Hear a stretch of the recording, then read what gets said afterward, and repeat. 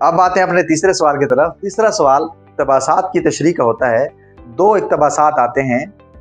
हमने इस पर्चे में आपके पहले दो असबाक शामिल किए हैं, मनाक़िब उमर बिन अब्दुल अज़ीज़ और तश्कील पाकिस्तान। तो इन्हीं दो में से हम अहम इक़्तिबासात को शामिल करेंगे। सबसे पहले हम मनाक़िब उमर बिन अब्दुल अज़ीज़ से एक इक़्तिबास को पढ़ते हैं। उनका एक और कारनामा जो नहायत काबिल कदर है, सलातीन बनु उमय्या की नाजायज़ कार्रवाइयों को मिटाना था। सलातीन बनु उमय्या ने मुल्क का बड़ा हिस्सा जो ज़मींदारी की हैसियत से रियाया के कब्ज़े में था, अपने ख़ानदान के मेंबरों को जागीर में दे दिया था। जिस तरह सलातीन तैमूरिया के ज़माने में बड़े बड़े सूबे शहज़ादों की जागीर में दे दिए जाते थे, उमर बिन अब्दुल अज़ीज़ तख्त खिलाफत पर बैठे तो सबसे पहले उनको इनका ख्याल हुआ। लेकिन ऐसा करना तमाम ख़ानदान खिलाफत को दुश्मन बना लेना था। तहम उन्होंने इसकी कुछ परवाह न की। इस पैराग्राफ में उमर बिन अब्दुल अज़ीज़ के एक निहायत काबिल कदर कारनामे को बताया गया है। वो क्या था कि उन्होंने बनु उमय्या की नाजायज़ कार्रवाइयों को मिटा दिया। सबसे बड़ी नाजायज़ कार्रवाई क्या थी कि वो लोगों की ज़मीन को हथिया लेते थे, लोगों की जगीरों पर ज़बरदस्ती कब्जा कर लिया करते थे, लोगों की ज़मीनों को छीन लिया करते थे और अपनी मलकियत बना लेते थे। उमर बिन अब्दुल अज़ीज़ ने उन तमाम ज़मीनों को वापसी करने की कोशिश की। उमर बिन अब्दुल अज़ीज़ से पहले जो हुक्मरान गुजरे हैं वो अपने शहजादों को बड़ी जागीरें अनायत करते थे। जिस तरह से मुगलिया सल्तनत में भी शहजादों को बड़ी बड़ी जागीरें दी जाती थी, लेकिन उमर बिन अब्दुल अज़ीज़ ने उन तमाम जागीरों को उनके असली वारसों को लौटाने की कोशिश की।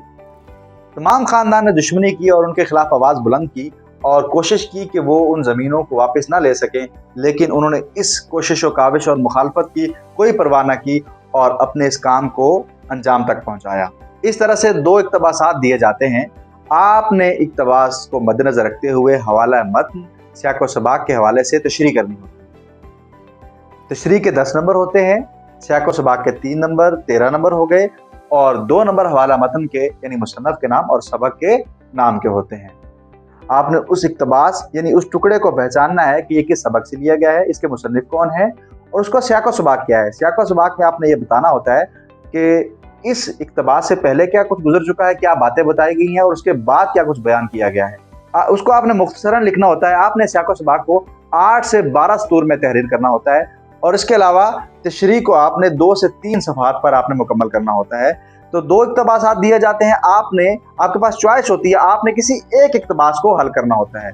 लेकिन हमने दोनों असबाक से एक एक अहम इक़्तिबास को मुंतखब किया है और उसकी तशरीह की है ताकि आपको इम्तहान में हल करने की आसानी हो और इम्तहान की तैयारी में आपको मदद मिल सके। तो हम सबसे पहले इस पहले इक़्तिबास की हवाला मतन के हवाले से, सियाक़ व सबाक़ के हवाले से तशरीह करेंगे। सबक का उन्वान मनाक़िब उमर बिन अब्दुल अज़ीज़, मुसन्निफ़ का नाम अल्लामा शिबली नोमानी। सियाक़ व सबाक़। तशरीह तरफ इबारत से पहले मुसन्निफ़ बताते हैं कि अल्लामा इब्न जौज़ी मशहूर मुहद्दिस गुजरे हैं। उन्होंने उमर फ़ारूक और उमर बिन अब्दुल अज़ीज़ के हालात पर सीरतुल उमरैन किताब लिखी, जिसमें उन्होंने उनके अखलाक व अदल व इंसाफ के बारे में बताया। आपकी ज़िंदगी इस्लाम के मुताबिक थी। इस्लाम ने गैर मुस्लिमों से हुस्न सलूक का हुक्म दिया है। आपने भी ईसाइयों और यहूदियों के साथ वैसा ही सलूक किया। इस इबारत के बाद मुसन्निफ़ बताते हैं कि उमर बिन अब्दुल अज़ीज़ ने ख़ानदान बनु उमय्या से जगीरें लेकर अवाम को वापस लौटा दी और अपने ख़ानदान की मुखालफत की परवाह न की। आपकी हुकूमत जमहूरियत और मसावत के सुनहरी असूलों पर कायम थी, जिसमें बादशाह समेत तमाम लोग बराबर होते हैं और हर किसी को अपनी बात कहने की आज़ादी होती है। आपने मरते वक्त 17 दिनार तरके में छोड़े। कहा जा सकता है कि आपकी हुकूमत इस्लामी असूलों का मुकम्मल नमूना थी। तशरीह तलब भारत में अल्लामा शिबली नोमानी ने उमर बिन अब्दुल अज़ीज़ का एक और कारनामा बयान फरमाया है। वो कहते हैं कि उमवी ख़ानदान ने इक़्तिदार में आते ही ज़मीन का वो हिस्सा जो अवाम के पास काश्तकारी की गर्ज से था अपने कब्ज़े में ले लिया। ये मिसाल सल्तनत तैमूरिया के हुक्मरानों की सी है। तैमूरिया की निस्बत अमीर तैमूर से है। अमीर तैमूर चंगेज़ खान की नस्ल से हैं।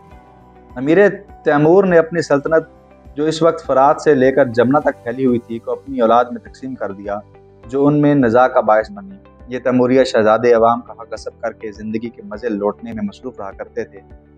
यही तर्ज अमल उमवी सलातीन का था, जिन्होंने खिलाफत के इदारे को मलूकियत में तब्दील कर दिया और जहाँ अवाम पर दिगर मज़ालिम ढाए वहीं उनकी ज़मीनें भी छीन ली।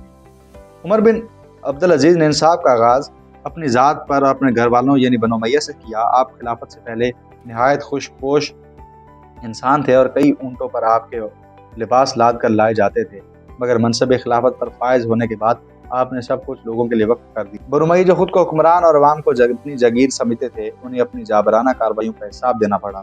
जाती जागीरों के दावे खाक में मिल गए। आपके उन इक़दामात का मतलब बनु उमय्या को अपना दुश्मन बना लेना था, मगर आपने अपनी कौमी मफाद को ज़ाती मफाद पर तरजीह दी और अदल व इंसाफ के तकाज़ों के मुकाबिल किसी और चीज़ की मुतलक परवाह न की।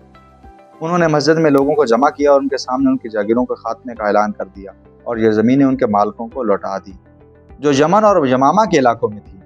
अब हम एक और अहम इक़्तिबास की तशरीह करेंगे जो तश्कील पाकिस्तान से लिया गया है। वही उसका तरीका है, लेकिन पेपर में इम्तिहान में आपके पास चॉइस होती है, आपने किसी एक इक़्तिबास की तशरीह करनी होती है।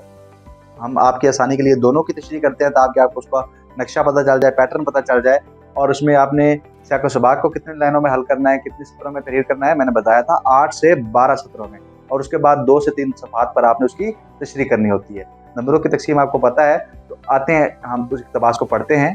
मुसलमानों का नस्बुल ऐन इस्लाम है, वो इस्लाम नहीं जिसका डंका मुतलकुल अनान बादशाहों और खुद गर्ज उमरा ने बजाया, बल्कि वो इस्लाम जिसका हामिल कुरान है, जिसने सिर्फ अनदेखे खुदा के आगे सर झुकाना सिखाया।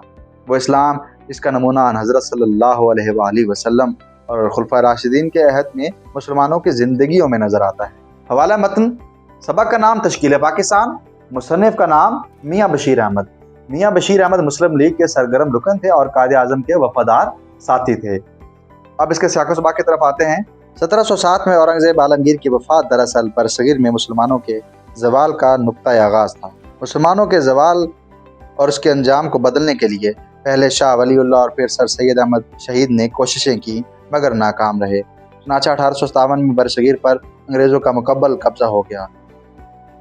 इकबाल ने इस सिलसिले में सबसे अहम काम किया। उन्होंने मुसलमानों को बुज़दिली, कम हिम्मती और मायूसी को तर्क करके अज़्म हिम्मत से काम लेने पर उभारा, और फिर कायदे आज़म की रहनुमाई से आखिरकार मुसलमान इस काबिल हो गए कि उन्होंने एक अलहदा वतन पाकिस्तान हासिल कर लिया। तशरीह तलब इबारत में मुसन्निफ़ वो आइडियालॉजी या सोच बयान करते हैं जिसकी बुनियाद पर पाकिस्तान हासिल किया गया। पाकिस्तान के मुसलमानों का नस्बुल ऐन इस्लाम है, वो इस्लाम नहीं जिसको जाबिर और आमिर किस्म के बादशाहों ने मुतारफ़ करवा रखा है, जिसका डंका खुद गर्ज और मफाद परस्त वज़ीरों और मुशीरों ने बजाया, बल्कि वो इस्लाम जो कुरान मजीद में अल्लाह ताला ने बयान फरमाया है, जिसके अहकामात कुरान की सूरत में अल्लाह के हबीब पर नाज़िल किए गए, जिसकी इल्मी तफसीर अल्लाह के रसूल ने पेश की। मुसलमानों ने इसी इस्लाम को अपनी ज़िंदगी में नाफज करने के नज़रिए से एक अलग वतन हासिल किया, जिसका नमूना हजूर ख़ातमुन नबिय्यीन मोहम्मद रसूलुल्लाह सल्लल्लाहु अलैहि वसल्लम के अहद में मुसलमानों की ज़िंदगियों में नज़र आता है। वो लोग जिस दीन और मज़हब की बात करते थे उसे अपनी ज़िंदगी में नाफज करते थे। जो कवानीन कुरान में बयान किए गए उनका इतलाक़ अपनी ज़िंदगियों में करते थे। इसी के मुताबिक अदालतों में फ़ैसले होते थे। इस खुदा की इबादत मस्जिदों में की जाती थी, मंडियों और बाज़ारों, खेतों और घरों में इसी की खुशनुदी मकसूद होती थी। बकौल अल्लामा इकबाल, वो ज़माने में मुअज़्ज़ज़ थे मुसलमान होकर, और तुम ख्वार हुए तारे के कुरान होकर।